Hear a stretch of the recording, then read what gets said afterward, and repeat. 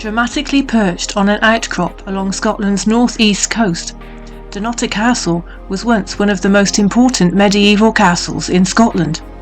Once a bastion of Scottish history, Dunnottar has witnessed many pivotal historical events, including sheltering Charles II and the Scottish Crown Jewels from Cromwell's invasion. Its ruinous walls have many secrets to tell. Join us as we discover Dunnottar's fascinating and brutal history. Hello, I'm Ellie. And I'm Martin. And today we have come to Stonehaven, which is just south of Aberdeen, and we've come to explore the fabulous, amazing history of the equally fabulous and amazing castle behind us, which is, of course, Dunnottar Castle. Come with us while we explore. Dunnottar's history begins with the legend that St Ninian created a missionary station here in around 400 AD. For over 400 years the castle was owned by the prominent and wealthy Keith family, who were bestowed the title Earl Marshal.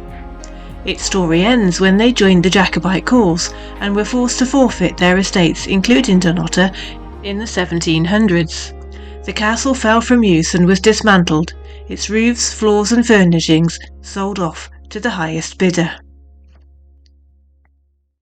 Dunnottar is situated in an area known as the Mearns, to the east of the Grampian Mountains by Stonehaven. This area was the primary access route from central Scotland to the fertile plains of the Moray Firth and the Highlands beyond. It is strategically positioned at the narrowest point between the mountains and the sea, and as a fortified gateway, Dunnottar could be easily defended. The rock on which the castle stands is a conglomerate known as pudding stone, which is formed by large rocks and pebbles melded together. It is immensely strong, like cement. Its resemblance is likened to raisins in a fruitcake. The rock was once connected to the mainland by a narrow strip of land, which was removed to increase the defensive aspect of the castle. A series of over 200 uneven steps provide the only access and lead up to the only entranceway both in and out of the castle, through the main gate. The gateway was designed to make hostile visitors feel very unwelcome indeed. Most of the castle was naturally defended from attack by the sea, but the landward side was vulnerable. The grand arched gateway, which was made smaller in the 1600s, was defended with wooden doors, a portcullis and ramparts, from which arrows and other missiles could be rained on attackers. To the right of the gateway is Benholm's Lodging, a 3-storey building with wide-mouthed gun loops. These gun loops are of a style that was introduced to Scotland in the 1520s, which suggests that this lodging was built around that time. Once through the gates you are faced with 4 gun loops arranged in a very unusual 2-up, 2-down formation. These two date from the 1520s. The guardroom behind it is carved into the rock itself and leads through to the ground floor of Benholm's Lodging, where there is a prison cell. Opposite is the gunpowder store, which is also surrounded by defensive positions.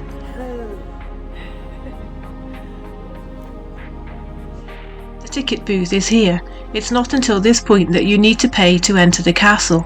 Access to the castle itself is via 2 steep covered pens, which were also gated and overlooked by defensive positions. Between the 2 pens is an open passageway with high walls that would also have been heavily defended.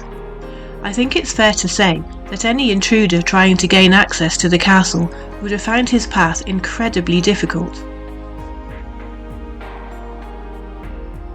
The keep was commissioned in the 1390s and is the most prominent building on the rock. It is a fortified medieval tower house. An unusual straight stone staircase leads to the first floor. Under the stairs is another prison cell.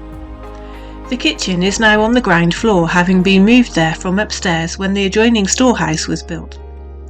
The main room is on the first floor and would have been the venue for meals, celebrations, trials and administrative business.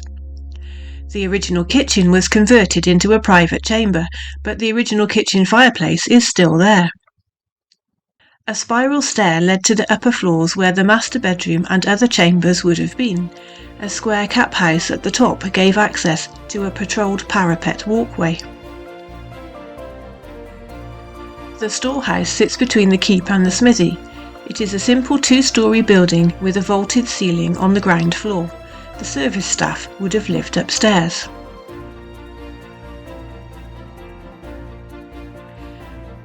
Metalwork was essential to such an isolated castle with its own stables, so Dunnottar had its own smithy. You can still see the large fireplace and chimney. It was a mark of the castle's importance that metalworking was carried out on site. The metal would have been transported by boat and hauled up the side of the rock. Horses were not only a sign of wealth. For residents and visitors to Dunnottar, they would have spared their owners the gargantuan effort of getting to and from the castle. The stables could house up to 12 horses. They also had storerooms for their fodder and saddling. Grooms' accommodation was above, which would have been reached by external stairs.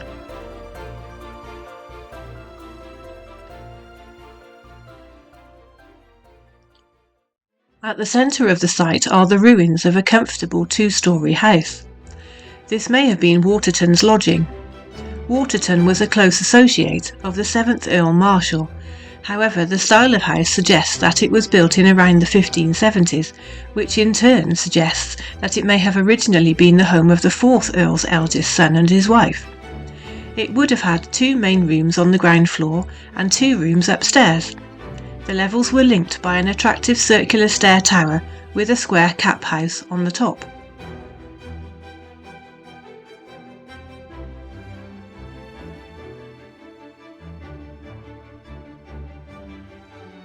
The stone chapel was built in the 1500s and replaced an earlier church that was consecrated here in 1276. This earlier church was more than a century older than the keep, but according to legend that church replaced an even earlier chapel said to have been established by St. Ninian. The small windows in the south wall with their pointed Gothic arches are from the church of 1276. It is traditionally orientated with its altar at the east end. The main entrance in the west gable was rebuilt in the 1500s with a Gothic arched window above and a belfry. Another legend states that in 1297 William Wallace massacred a large English army on this sacred spot. In 1296 King Edward I of England invaded Scotland, and so began the 60 years of the Wars of Independence. Edward initially made quick gains, but had met resistance and was defeated at Stirling Bridge in September 1297. Legend has it that Wallace trapped a supposedly 4,000 strong English force here at Dunnottar. Wallace is alleged to have shown no mercy, trapping the English in the chapel and setting fire to it. Anyone who didn't meet his fate this way was driven over the cliffs to certain death. These events are recorded in a book, a biography of Wallace written 200 years after this supposed event, by Blind Harry, whose writings are well known for enthusiasm rather than accuracy. There has indeed been a consecrated chapel on this site since 1276, however, there is no evidence of a castle here at that time, and no evidence that Wallace trapped 4,000 Englishmen here. No one knows if this legend is true or not.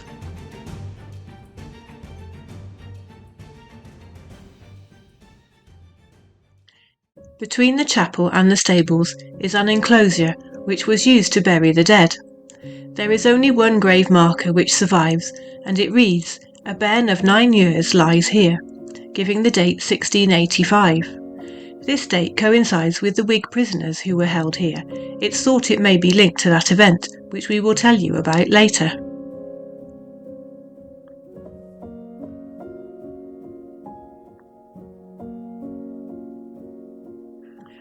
During the later years of the castle's life, the quadrangle was built.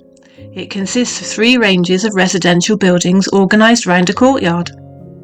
Near its centre is a large circular enclosure full of water. It is not a well. It is a huge cistern, 9.5 metres in diameter and 7.5 metres deep. It's designed to collect and store rainwater. The nearest supply of running water is at St. Ninian's Den, to the south of the castle. Collecting and winching water from here would have been exhausting and perilous. Medieval people rarely drank water because of the risk of disease. Instead, water was brewed into a weak ale, effectively purifying it. If necessary, it was possible to leave the castle rock via a narrow archway from the quadrangle. The Watergate gives access to a now eroded and perilous pathway down to a small bay with a cave where boats could be moored. The West Range was built in the 1580s. It provided extra accommodation, but it also had a most fashionable addition, a gallery. The Silver House was probably so called because it contained a strong room in which valuables could be stored. It may even have been where the honours of Scotland were stored in 1651 to 1652 during Cromwell's siege of the castle. The West Range had an unusual arrangement. On the ground floor there are 7 almost identical chambers side by side, each one with its own door, 2 windows and a fireplace. They may have been accommodation for servants or for visitors. Access to the first floor was via a staircase in the Silver House. This upper floor housed the very fashionable gallery, which was richly decorated and used for indoor exercise, music, dancing, and for displaying grand artworks and paintings. There was also a retiring room which connected with the drawing room of the North Range.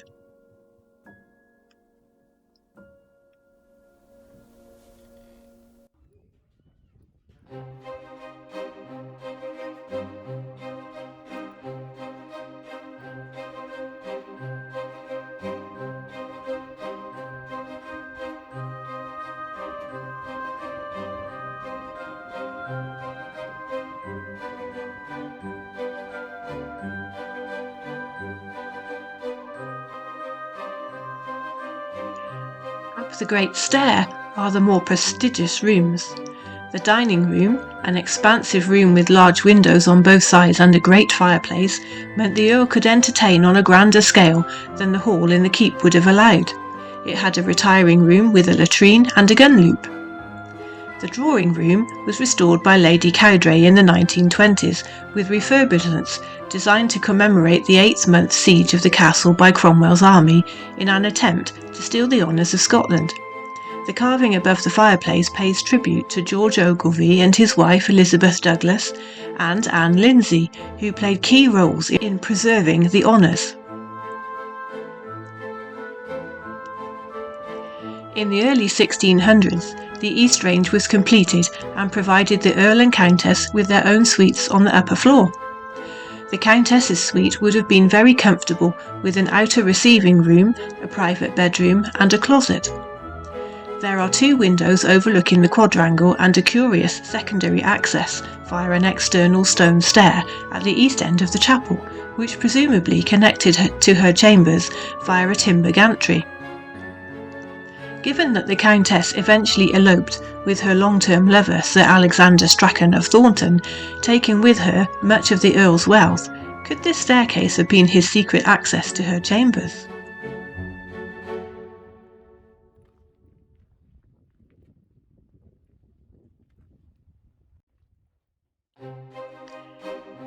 The Marshal's suite is thought to have been built later, in the 1640s. This would have been another handsome suite with a private chamber and a bedroom. It has tall chimneys and stunning sea views. There are 2 original stone carvings set into the west wall of the private chamber. A sundial, which was moved here from the Lower Pend during restorations in the 1920s, and, in its original position above the fireplace, is the coat of arms of the 7th Earl and his wife, Countess Elizabeth Seton. It is dated 1645.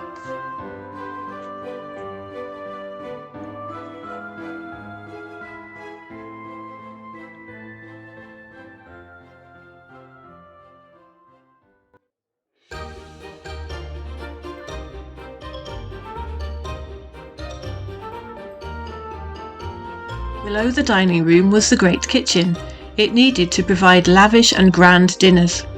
The fireplace is 3 metres deep and almost 4 metres wide and has 2 domed ovens. There is also an original slop drain and a very worn stone trough.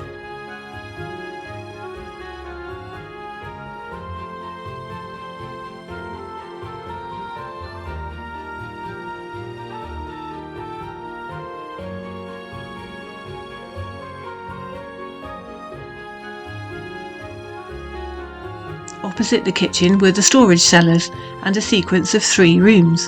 One is another storage cellar. The next is the brewery. A pipeline connected the cistern to the brewery, where a simple brewing process transformed water into a weak ale. All of the residents and staff enjoyed this weak brew as a safe alternative to the bacteria-ridden water. Beyond the brewery is the bakehouse where all the bread was made. Many people have reported seeing the figure of a young woman dressed in green plaid, a soldier and a deerhound in these frankly spooky cellars.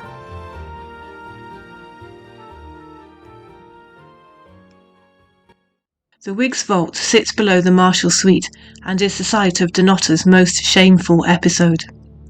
Originally built for storage and defence, it slopes down towards the cliff edge and is filled with gun loops. However, in 1685 this space was used for a much more sinister purpose, a prison for political prisoners. At the height of the period known as the Killing Time, 167 religious rebels, known as Covenanters, were confined in the Whig's Vault from the 24th of May until the end of July. When Charles II was restored to the English throne in 1660, he turned his back on his former allies, the Covenanters. He imposed episcopacy, church rule by bishops, upon his mainly Presbyterian Scottish subjects, ordering their imprisonment, torture and execution without trial. When Charles II died, his Catholic brother James VII caused great anxiety to Protestants. There was a rebellion against the king, led by the Earl of Argyll. Supported by the Covenanters, the Whigs, anti-Catholic and anti-royalists became a major political party. They were arrested and made to swear allegiance to the king. Those that didn't were taken to Dunnottar to await transportation overseas. Dunnottar's Presbyterian prisoners were placed in the Whig's Vault with minimal food, water, privacy or sanitation. 122 men, 45 women and possibly some children were imprisoned in the vault. 37 signed the oath. 5 died. 25 escaped, but 15 were recaptured. 2 fell from the cliff face. After 10 long, miserable weeks, 120 were dispatched on a penal ship to the West Indies. 70 died during the journey.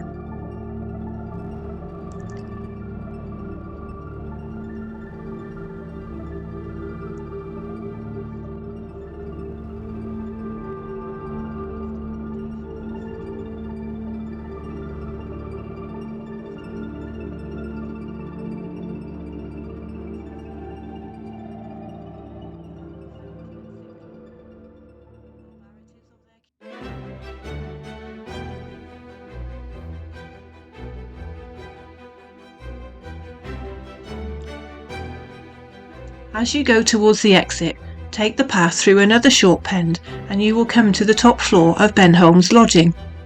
You will pass the Lion's Den, a hollow carved into the rock which was actually home to a lion. In the 1500s, if you owned an exotic beast such as a lion, it was seen as a great status symbol, and the Earl Marshal did in fact own one.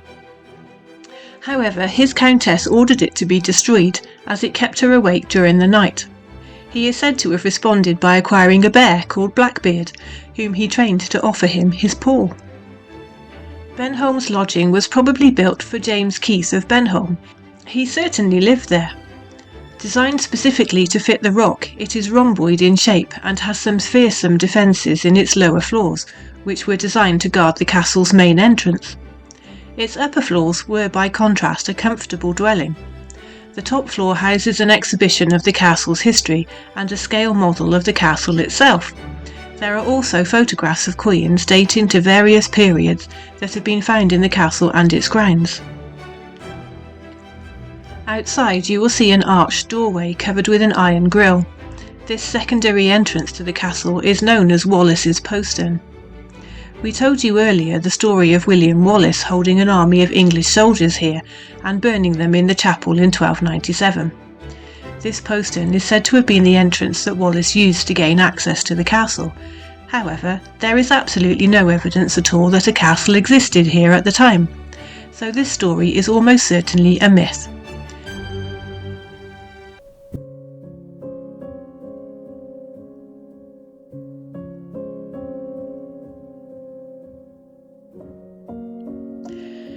Mary Queen of Scots visited Dunnottar on the 5th and 6th of November 1562, after her army defeated the Earl of Huntly at the Battle of Corrickey. Huntly had led a rebellion against her. She was just 19 years old, but she showed great resolve, and Huntly died on the battlefield. She later had his corpse taken to Edinburgh and tried for treason. Huntly's son had also tried to kidnap her in an attempt to force her to marry him, but he was caught and beheaded at Aberdeen on the 2nd of November.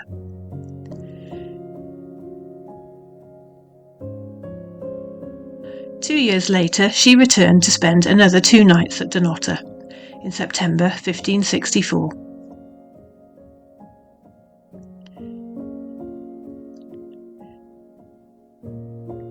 During the first half of the 1600s, Charles wanted Scotland to adopt episcopacy. Many Scots didn't agree, and in 1638 most of them signed the National Covenant, embracing Presbyterianism. They became known as the Covenanters. Many rebellions took place, which led to grim episodes, including the one here in the Whigs' Vault, which we told you about earlier. The then Earl of Marshall, William Keith, joined the Covenanters, which was led by James Graham, the Marquis of Montrose. However, in the years that followed, Montrose switched allegiance and came to Dunnottar with the Royalist army to attempt to negotiate with the Earl. The Earl refused, and Montrose's vengeance was swift. He savagely ordered the area to be plundered and burned, but the Earl held fast in his castle while his barony burned. Charles I's troubles didn't end there. In the mid-1640s, Scotland, England and Ireland were in the midst of a civil war known as the War of the Three Nations. Charles I was arrested, tried for treason and beheaded by Parliament in January 1649. Parliament assumed control of Great Britain. Many Scots were appalled by this, and they declared that Charles's son was King of Scotland, crowning him King Charles II in his absence. Charles arrived in Scotland in 1650 to claim his kingdom, making an uneasy truce with the Covenanters. His arrival prompted the Parliamentarian army to invade Scotland, their leader, Oliver Cromwell. Cromwell wanted the Scottish crown jewels, known as the Honours of Scotland, but Charles had already had them moved from Edinburgh to Dunnottar to throw him off the scent. The Earl Marshal had been captured and imprisoned in the Tower of London, and custody of Dunnottar and the honours fell to George Ogilvy of Barras, an experienced soldier and trusted ally of the Earl.